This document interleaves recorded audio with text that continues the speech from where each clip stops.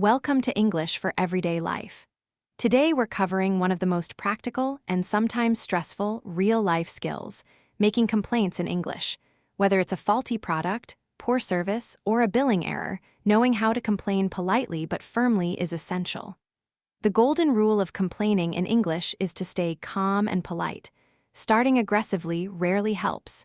Instead, open with a measured statement like, "I'd like to raise a concern about the service I received," or, "I'm afraid there seems to be a problem with my order." The phrase "I'm afraid" softens the message while still being clear. When you explain the problem, be specific. Don't just say it was bad, say exactly what went wrong. For example, "I ordered the blue jacket in size medium, but I received a black one in size large." Or, "I've been charged twice for the same item, here's my bank statement as evidence." Evidence and details make your complaint much stronger. Once you've explained the problem, state what you want.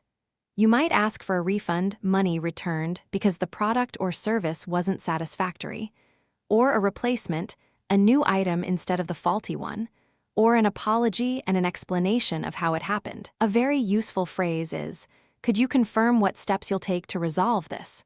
This puts the responsibility on the other person and asks for a clear action plan. If the first person you speak to can't help, you can escalate. This means taking the complaint to someone with more authority. You might say, "I'd like to speak to the manager, please," or, "I'd like to take this further, could you give me the complaint's procedure?"